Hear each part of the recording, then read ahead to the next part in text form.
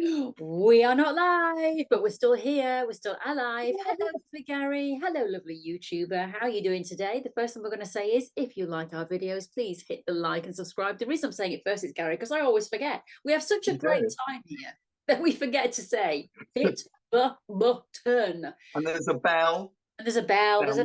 There's Bells, whistles, buttons. Just go for them all. Just go for all Hit the it buttons. all. Bum, bum, bum, bum, bum. There is a reason why we'd like you to like our videos. First of all, because we've got egos and it makes us feel good.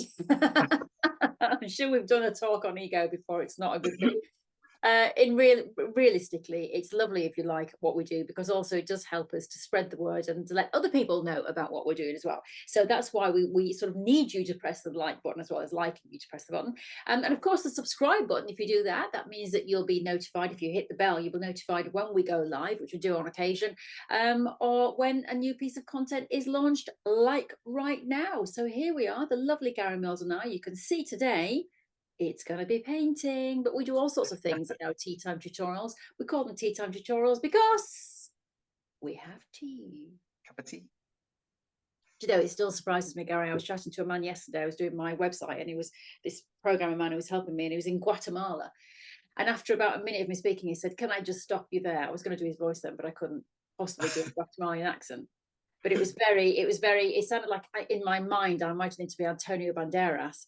Not that he's Guatemalan, but it's very, what I mean. And he said, "Can I stop you there? I just want to say I love your voice. I love the English voice."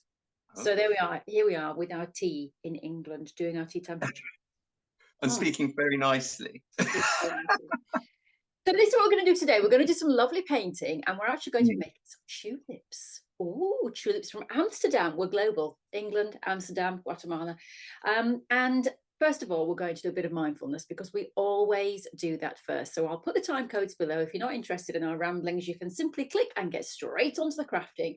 And what we're going to do in our crafting exercise today is have a bit of fun, have a play, show you that you don't have to be an artist. And it is a mindful practice. This is your chance on a Friday, or whenever you watch this video, to give yourself a weekly treat, some weekly time, rest the brain, stop any overthinking, and just play. And that's what we're going to do today. But before we do that, as I say, we always do a bit of mindfulness. I generally knock a quote out for Gary and he comments on it, or we talk about an experience. Well, I'm about to send our monkey newsletter out, our CraftyMonkies newsletter, and in it I am putting a quote, and it is this from a lady called Terry Guillemette. I'm not sure how you say her surname. Juliette, I don't know, but she's an anthologist, and we had to look at what an anthologist is. Apparently it's someone who collects anthology. I think it's someone who collects art and literary quotes and things like that. But she said this, and it caught my eye. February is the border between winter and spring. Now, it's a simple sentence, but it did make me think. February is the border between winter and spring. Gary, I'm going to ask you what you feel that means to you, first of all, and then I'll give you my thoughts. Okay. Well, I just think that is so true that, we're in January at the moment. We're just about to go into February, and that's if you're watching it instantly. And it is just that time. It's like, oh, nearly winter, nearly behind us. February is such a month of anticipation to step over that line, which takes us into spring in this northern hemisphere that we live in here. And it might be other people. It could be completely, rather than, if you're in the southern hemisphere, you're thinking, I'm going to step over the border from summer into autumn. And then what does that mean as well? Yeah. But for me, it means like, I can't wait to get one in the garden, because I can't wait to start growing things. I love growing things. I love my garden. And now when I potter around the garden, I'm itching to have a bit of a tidy up. I'm hanging on just a little bit more, because where things have died down and sort of over this winter time, they are protecting the new things that are ready to come forth.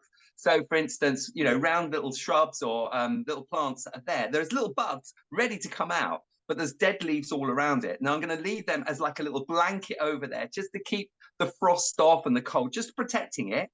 As I get into February, I'm going to start tidying up my garden. I'm going to start moving those dead leaves, cutting a little bit of the dead wood back, and then moving forward into spring and summer, which means almost for me, it's sort of like the birth of what my intentions and my affirmations for 2023 is. That is the time when I've just stated it. I've been thinking about it. I've made my plans. I've written down what I want to do. February is when it actually is born. There you go. And do you know what? Well, I'm not doing the gardening because I'm just not a gardener. And not that I have a gardener. I just don't do anything in my garden. Oh, you've got a nice garden. Well, it's not in the summer. It's lovely because we've just got like the stones, and we, as you know, we've done our YouTube lives out there, haven't we? And it's a lovely space. It is lovely, but I'm just not I don't wander around and do potting in plants and things like that. And I used to do that. I used to, but not done it for a while. But I do love the outdoors, and I love going for walks, and I love nature, and I love trees, and I love plants. It's just that I just don't do it in my own garden. But for me, I agree with you I read that quote and I thought, yeah, that's a great way to look at it. I mean, we've got a lot going on in the month of February here at Monkeys, and including our weekly tutorials, which are going to be called Monkey Motivations. But I do, and in a way, it's interesting that I started the Monkey Motivations in February 2 years ago, because I always find February quite a difficult month. But I think that's because it is a bridge. It's like, oh, we're sort of leaving, the winter. We're heading into spring. What is February? And I think February can be a little bit grey and dull. But so in a way, I liked that quote because I thought if I do feel a bit rubbish about February, it's actually a great way to think about it. It is a bridge into spring. You're making your way over that bridge. You can see spring is just around the corner. So now it's time to start walking on that bridge, coming out of hibernation. And as you say, looking at what you want to get done and what you want to achieve, and starting on that bridgeway. And as we always say in our mindfulness things, it's not about, running over that bridge, taking a leap and jumping over. It's a bridge. It's a nice little walk. And as you walk across it, take a view, look down the river underneath the bridge, look ahead, look behind. It's a nice way to think about it, isn't it? So I liked it. And I think it just goes a little bit deeper because it is about that crossing over from your spring, from your winter into your spring. I think there's all sorts of ways that you could take that in the meaning of life and, moving into a next phase of your life or whatever. But I just thought it was a really nice way to think about it. Really good. So there you go. Yeah. So for you, for where you used to think February was a bit dark and grey, yes, February should be seen as that time of crossing, ready to move into the spring. It's absolutely make February a positive month. Yes. And this is what we're all about, aren't we? Especially in these tutorials. It's about making things into positives. And, in our sessions, we've had various things that have happened to us. And we've said, okay, it was a negative. How do we turn a negative into a positive? Because you have to. And I did hear something the other day, actually, this lady, I was listening to a podcast, and she said, you have to believe that the universe is always working for you. So when people leave your life, it's because new ones are going to come in. And I think if you look back at your life and look back at some of the huge things that have happened that at the time you just thought, oh, that's awful. You always look back and go, actually, that was for a good reason. I mean, there are some things that are not, if we lose members of our family and things like that. But I think in terms of like if you lose a job, quite often you'll find it's because a better job is waiting or there's a new pathway waiting. So I think you always have just got to trust in the universe, trust in that journey, trust in where you're going, and just believe that, if you are a positive person, if you look at things positively, things will happen for you of a positive nature, including walking on that bridge. And how funny that we're now going to tiptoe through the tulips, It's all tying together. That's an old song. You'd think we'd planned it, wouldn't you, Gary? Honestly. So, shall we begin? We actually planned it in bed this morning. Not that Gary and I were in bed together. Separate beds. We were on the phone in our beds discussing. From separate houses, we should point out. Separate parts of the country. Right, so lovely Gary, take it away. What do we do today? Okay, right. So I thought I'd get you to start exploring your paints, and you have surprised me, Rachel, because I was wondering, oh my God, has Rachel got a palette of paints here? Well, first of all, I held that up and that freaked you out. I can't believe that you've got that. To brush in my tea. Is it still edible? That's like a scene from Absolutely Fabulous, isn't it? Where she starts painting in her art, in her wine. No, we're not going to paint with tea today or coffee. We're actually going to have a go at using some paint palettes, you know, some paints, some block paints. These are watercolor paints. And like, as you showed in that box full of stuff, now we have to say that actually that isn't yours, but you're going to purloin it because it's your daughter's, and you found that under your daughter's bed. I did, and you know, she did art and textiles at school, but she also really enjoyed all of it. But the one thing I would say about this is, you know, this is like stuff from the shop and those sorts of craft shops. This is not expensive. So that's the point. You don't have to spend loads of money. Just get to your local craft shop and spend a few quid on a palette, and you're away. And this is going to be about applying. We'll talk about wet media. If I say wet media, that means paint, basically. Paint or inks. Last week we used coffee as an ink. Now, if you haven't got any paints at hand, you can still use, if you look at last week's and how we made coffee down to very strong to use that to draw on paint with, you could use that for this exercise.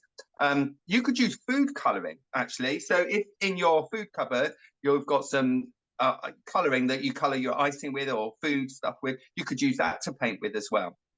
So there are stuff that is around that you can have a go with.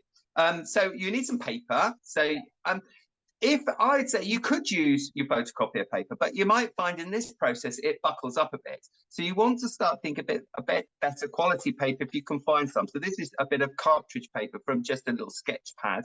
You can get yourself watercolor paper, all sorts of papers, and don't worry that perhaps it's not the right paper at this moment, because you can look, well, oh, it's buckled up because it got wet. Then you know the next time, if I want to do a little bit more painting and a little bit more artwork, I'm going to buy one of those artist sketchbooks that I see in the pound store and over, which is a little bit better quality, thicker paper. You only need, I folded the paper lengthwise because we're only going to do a series of 4 on this at the moment. We're just going to do 4 little stylized tulip shapes, really. Basically, we're just looking at tulip shapes. But the idea of this tutorial with you, Rachel, is just to learn about how to play with wet media, watercolors. Okay.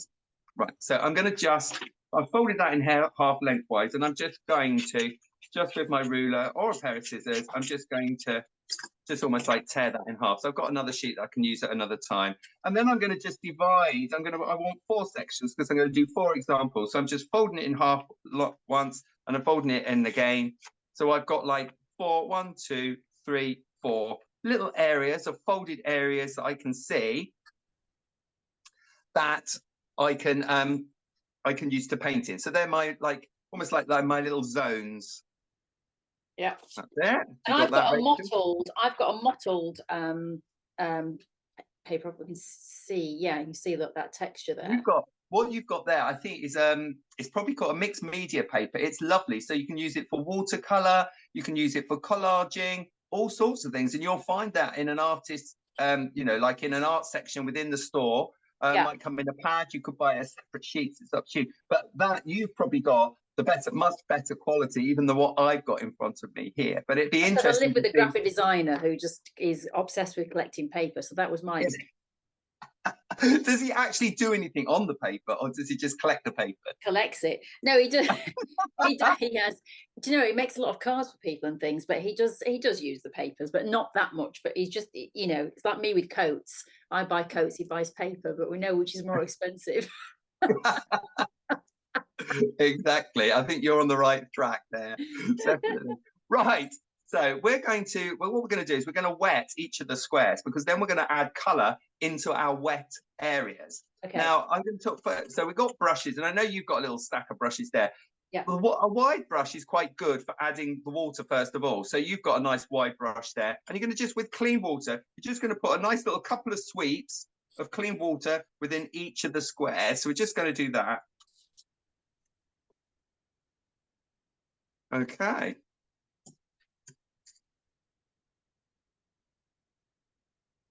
Lovely, that's it. So they've damped down. Then we're going to pick up some colour from our palette. So we're going to pick some colour up, and we're going to think about colours that work quite well together. So what I'm going to do first of all, I'm going to just use maybe yellow, and I've picked up some yellow, wetted my brush, picked up some yellow on my brush, and I'm just going to do almost like a sort of a sweeping, just sweep in like that, just sort of a tulipy, rough tulip shape. Let's see how you get on with that. You don't have to use yellow. You could use a stronger colour if you want to. Well, this little monkey, I tell you what, her brushes, she hasn't cleaned them, so they're all stuck to high heaven. So find one. Right, so I'm doing a tulip shape. Okay. You So could go back. The brush that you had would be fine. You could use that's all right. Yeah. this one, this is fine. Yeah. So I can use any colour. Right, I'm going to go already. Okay. Ooh, let's have a go. Right, so. Ooh. That's it.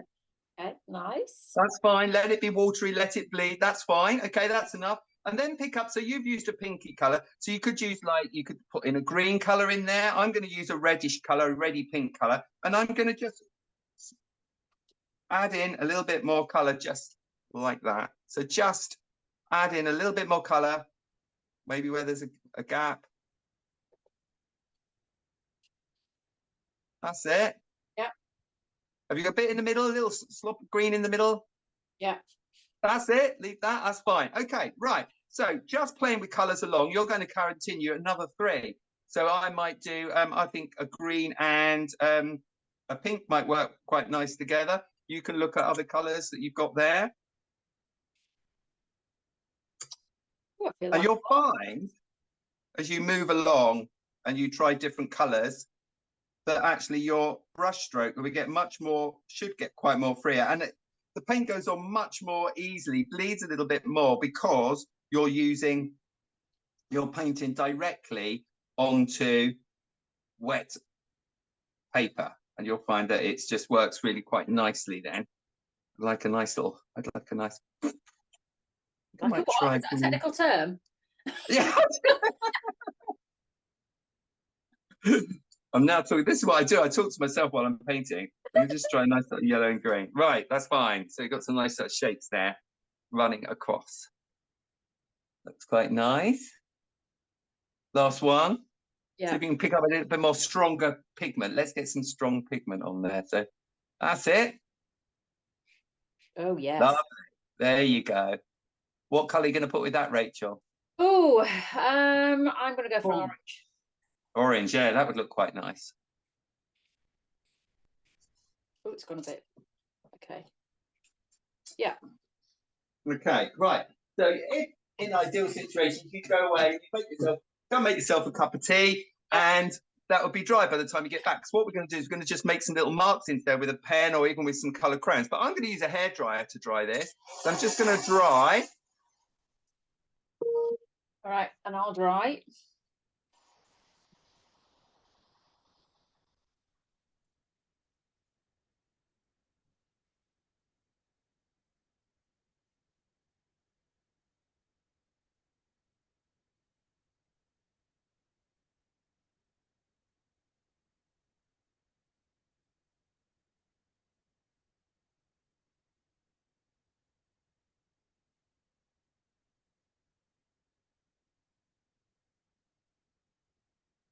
There we go.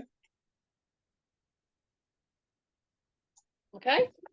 Okay, Rachel, right. So now you can use a pen. I've got to find my biro. Oh, it's right. A pen, or you could use, if you want to, you could use, I've got some colored crowns if you want to. But what you're going to do is you're going to bring back some of the detail. You'll see that almost you've got like petal shapes here, but you might just want to draw down them to just sort of create your petal shapes to come in, little stem. Like that. So you can then start to draw in the shapes.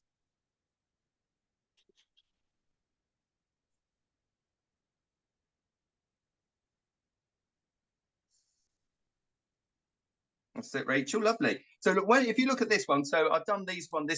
So when we look at the top here, so what I'm going to do is I'm going to just come down the side, and I can come outside or inside the painted line. So I'm going to come down the side for my painted line. And then where the paint's on the top, imagine that's like the petals. And I'm just following my line across the top.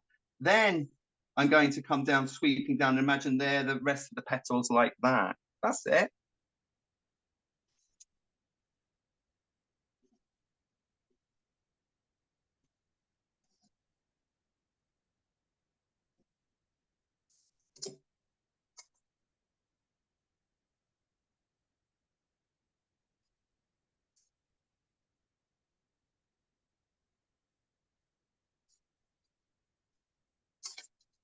Oh, very quiet in the room. I know. It's just real concentration. How are you getting on? Lovely.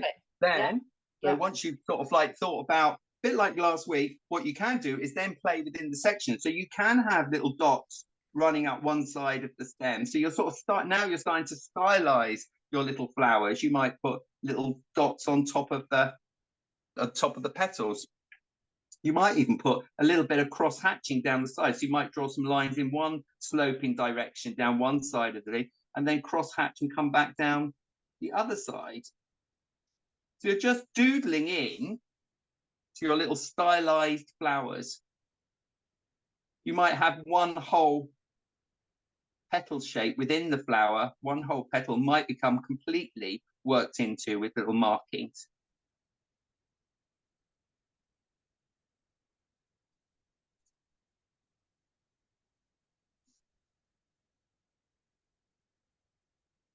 So they don't have to necessarily be realistic.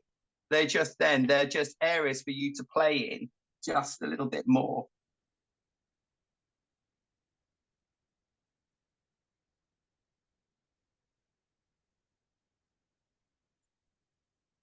This is just the perfect thing that we're always talking about. Just sitting down for 20 minutes and playing. Yes. Easy. It's not messy. It's not difficult. I got my supplies together within 5 minutes. The longest part was making the tea. We're just going to have a creative 5 minutes, just do a really simple task, but also we're learning at the same time. So we learn how wet paint works on a wet background and how it slightly bleeds, how it's slightly loose, and then how we can then sharpen that image or play with that image then by bringing in a Biro and start bringing that in as well. Yeah.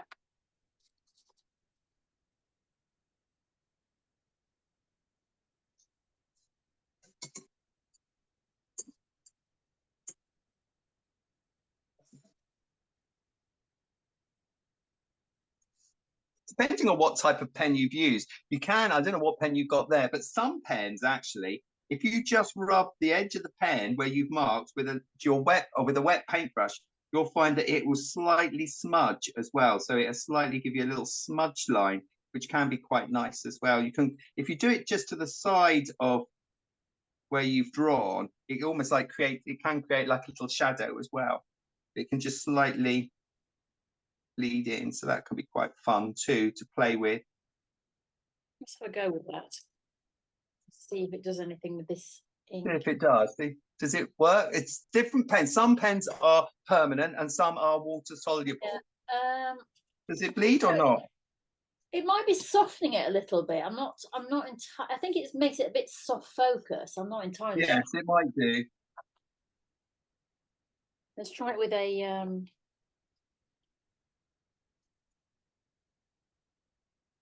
let's try with just a regular black Biro. Let's see what happens with that.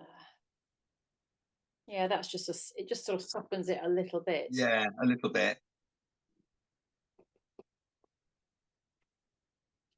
That last one you did where you added stronger pigment, yeah, really is standing out, isn't it? Yeah. So your first three was a little bit tentative, and I thought, oh, you've got to get more color on your brush, more pigment, and then paint on that damp background, and you can find that it's really, I can see it popping out on the screen much better. And that orange and green really complements each other. Yeah, it does. It does work really well. So yeah, lovely. Let's have a look. Yes. There you go. Really, really quick.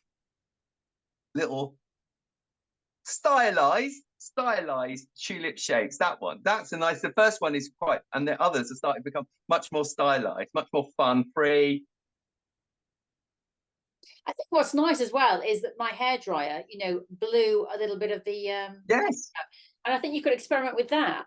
So I think you could go back in with your your paints, do a bit more of this, put it on, blow it with the hairdryer, and just Rachel, I love, and I think I'll do it now. I love to do splats. I like splats. I'm just gonna on my go. work. Let's see what happens. see if you can get that, do a few splats and see what can happen with that. So a bit more of an experiment.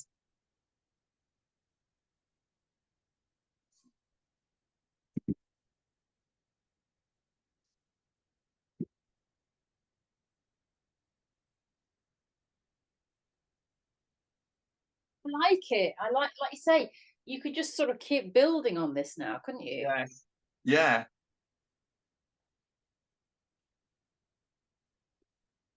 Yeah. This is the point where you find you've got paint all over your table. I know. And then you put your accounts on it, and your accountant goes, Yeah, "What are you yeah. doing?" So you do have to wipe down afterwards, but Yeah. in fact, the watercolor paints come off, so they'll be fine. You'll be all right with that.